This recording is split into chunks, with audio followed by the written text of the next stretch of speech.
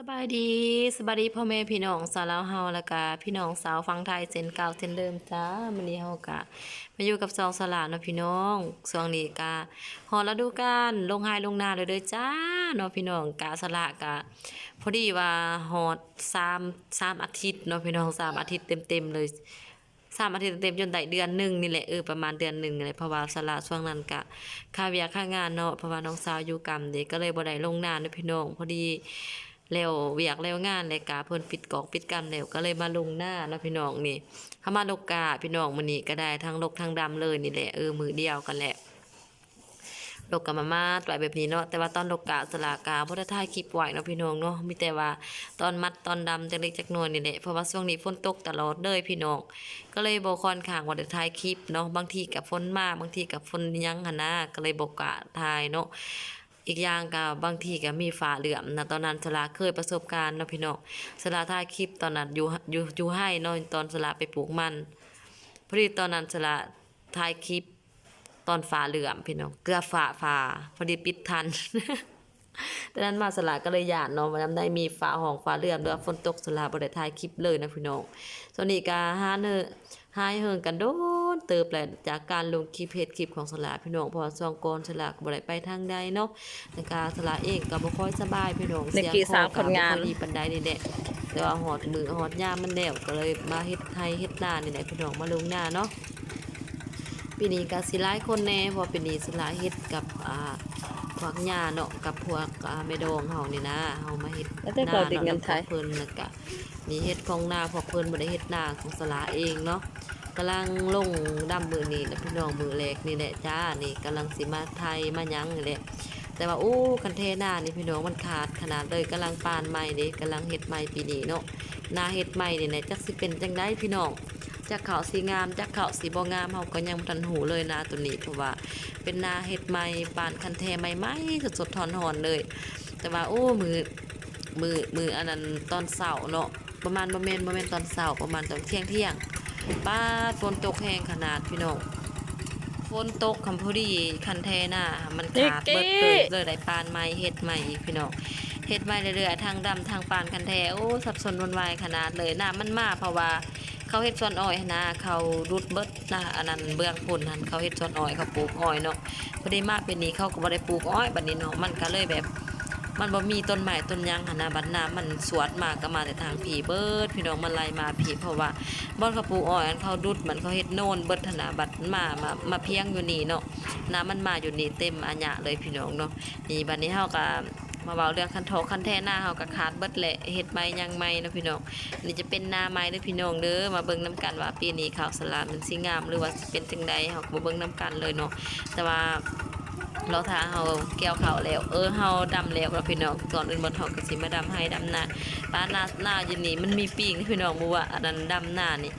ก็มีปีกนำยามวันนี้นะนี่เฮาก็สิมาไถนาแลกเลยเนาะนี่ มาไทยนาดืดๆๆตัวใดพี่น้องอันนี้ก็สิเป็นทั้งพอสดิงเพิ่นนี่แหละเพิ่นไทยนาหยังประมาณนี้เฮาก็สิมาถ่ายคลิปเพิ่นก่อนนี่เพิ่นไทยนาแล้วเฮาก็สิมาดำเนาะพี่น้องถ่ายจนมันแล้วพุ่นล่ะพี่น้องเอ้ยเฮาก็บ่อันนี้เนาะมาดำให้ดำนาของเฮาพี่น้องจ้ามือแรกเลยเนาะทางบอนอื่นนี่เข้าก็ดำจนเบิดเลยล่ะทางเห็นสละเห็นในคลิปได้ยังเนาะพอลงคลิปบันแทงสวอกสวรรค์นั่นเขาดำจนแล้วเบิดแต่ว่าทางอัตตปือนี่ความดำเนาะบางคนเข้าก็ดำแล้วบางคนก็ยังกำลังดำนี่แหละเนาะเพราะว่าทางนี้ฝนตกสาเนาะบ่คือบอนอื่นถ้าบอนอื่นฝนกะตกไวแน่เขาตกกะไวแน่กะสีดำไวยังแบบนี้แต่ว่าทางเฮานี่กำลังลงมือดำเลยจ้านี่สิมาดำมือแรกเลยนี่ แล้วบ่บันก็บ่เสียนะซะ มาพี่น้อง จอกว้างจอดิ่ง กันพี่น้องมาตัวนั้นก็มาวุ่นวายมากกันมันมากัดหมูเขาพี่น้องเขาได้เป็นหนี้เป็นสินเขามาเด้อพี่น้องเด้อมาดำนาอยู่บ้านสลาเลยจ้าอยู่อัตตปือนี่กำลังดำนาแล้วพี่น้องเบิ่งทางใดกะกำลังออกรถแล้วพี่น้องกำลังมาไถหัวไถสวนเนาะพี่น้องเนาะว่าแต่กี้หันทางอัตตปือเข้าสวนลายกะสิไปเฮ็ดสวนมันต้นเด้พี่น้องบางคนเขากำลังเฮ็ดมันตอกมันต้นเนาะพี่น้อง มาวันนี้สลากาบ่ได้ถ่ายคลิปตอนดำอีกแล้วพี่น้องตัดมาก็ตอนเหลวเลยล่ะฝนห้ามมาพี่น้องคือเก่านี่แหละเนาะคลิปสลากาตัดต่อไปบนนี้บนนั้นไปจ้ะพี่น้องว่าบ่ครบถ้วนปานใดเนาะเพราะว่ามัน มันมาหนาฝนหลายเนาะแบบมันฝนเวลาฝนตกกะสละก็บ่ได้ถ่ายคลิปเลยนะตอนเฮาดำนาบัดฝนเช้าก็มาเก็บบรรยากาศให้ทุกคนเบิ่งนี่เฮ็ดให้เฮ็ดสวนก็สิประมาณนี้แหล้วเนาะพี่น้องอยู่ไสเขาก็แต่ว่าอยู่ทางลาวนี่ส่วนหลายเขาก็สิยังบ่ทันได้เฮ็ดแบบว่านาหวานปานใดเนาะมีแต่ว่าเฮ็ดนาดำแบบว่าเฮาตกกะเนาะเฮาหวานกะแล้วก็มาลกแล้วก็มาดำต่อเนาะแต่ว่าบ่อนอื่นบ่อนเพิ่นส่วนหลายก็เป็นอยู่บ่อนฝั่งไทยพุ่นล่ะเนาะเขาเฮ็ดนาหวานกับนาที่เฮาโยนเอาหรือว่าบางบ่อนก็มีรถดำอีหยังประมาณนี้นะเขามีเงินเขาก็ซื้อมาพี่น้องสบายขนาดเลยมันทันสมัยเนาะเฮ็ดนาหลายปานใดก็บ่เมื่อยอันนี้เนี่ยปาดดำมื้อ1 2มื้อก็สิตายแล้วพี่น้องเอ้ยปวดขาปวดแขน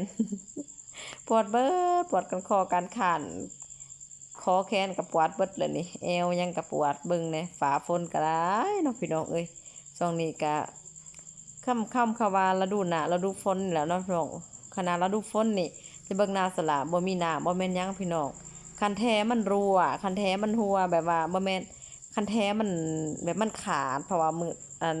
ฝนตกเด้ฝนตกมาบักแห้งๆนี่มันก็แบบมันมาแบบท่วมเบิดเพราะว่าเป็นคันแท้ใหม่เนาะคันแท้ใหม่ยังมันก็แบบยังบ่ทันแน่นปานใดเพราะว่าเฮากำลังสิลงหน้านี่แหละก็เลยมาปานคันแท้หยังหั้นนะเพราะว่าเฮ็ดนาปีนี้นะน้ำอยู่นานเนี่ยก็ทำอิฐก็มันก็เต็มอยู่ได้พี่น้องตอนตกพอดีหั้นนะปันมาก็ตกแบบจาดมาเลยซ้ำเขื่อนแตกเลยพี่น้องบ้าคันแท้นาไปเบิดบ่เหลือหยังเลยพี่น้องหน้านี่ก็หลายเติบแล้วพี่น้องเนาะเพราะว่าอันนี้เฮาก็เริ่มดำก็ได้ประมาณอยู่เท่าใดให้เนาะประมาณใดบ่10ไร่นี่ประมาณนี้หรือว่าประมาณ8ไร่10ไร่กับมื้อนั้นเลยประมาณ10ไร่นี่แหละหากระดำ10ไร่ยังบักหลายๆเลยพี่น้องยังเป็น2-3แถวผุนยัง2แถวเบื้องผุนนี่เบื้องนี้ก็ยังบ่ทันสุดก็ยังอยู่ลุ่มอีกโอ้อันตรายผาขนาดเลยหลายขนาดอันนี้ก็จะเป็นบอลตกกากของพวกสละเองนะทุกคนบอลตกกากก็มาตกบอลอื่นแล้วก็ดำนาบอลอื่นนะพี่น้องบอลหน้าอยู่พุ่นหันบ่ได้ตกกาอยู่พุ่นเพราะว่า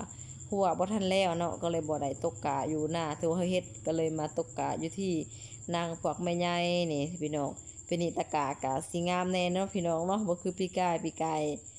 เฮ็ดอยู่หน้าสละตะกากะสั้นๆนึงเนาะมันบ่งามเนาะมาเป็นนี่กะถือว่าโอเคเนาะแบบว่ากะยังกะงามเนาะมาพี่น้องมาดำให้ดำนานำกันเด้อจ้าพี่น้องมาซอยสละดำนาเด้อทางบ้านพี่น้องหันดำแล้วเบิดแล้วบ่ทางนี้กำลังลงมือเด้อจ้านี่ลงไม้ลงมือดำกะสิห่างๆแน่จักหน่อยพี่น้องเพราะว่าเฮาดำกะน้อยเนาะกะเบิ่งก็คือน้อยแต่ว่ามาเข้าเบิ่งตัวจริงหันกะหลายเพราะว่ากะมันกะน้อยหันนะกะบ่ได้ใหญ่เด้กะน้อยเนาะมันก็เลยแบบมันเห็นคือน้อยหยังหั่นนะสิ่งแล้วมันกะหลายอยู่แล้วเพราะว่าคันเป็นกะใหญ่ก็สิคือกำหลายๆจังซี่แหละแต่ว่านี่เป็นกะแบบกะมันแลบๆกะน้อยๆเพราะว่าเฮา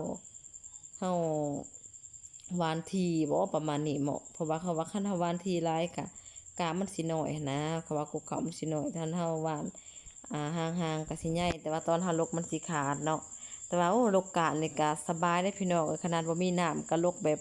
มันบ่เปื้อบ่หยังหันนะลกไปก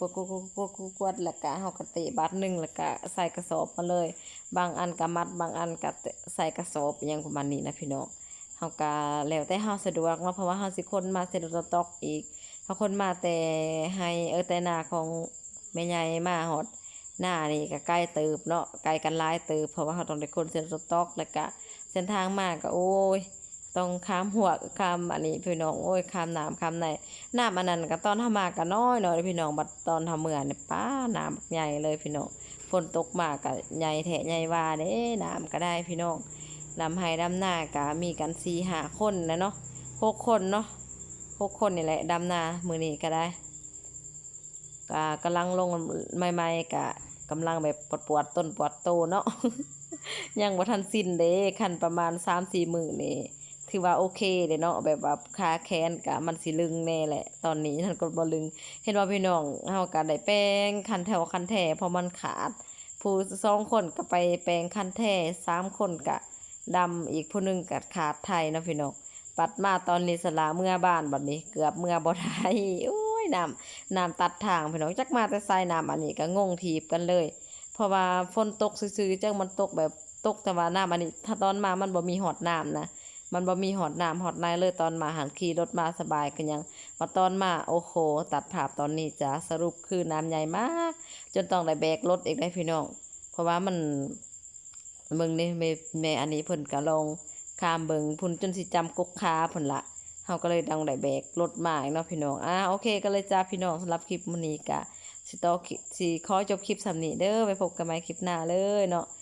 มื้อนี้ก็ขอโตวสำนี้ก่อนมาจบคลิปอยู่ที่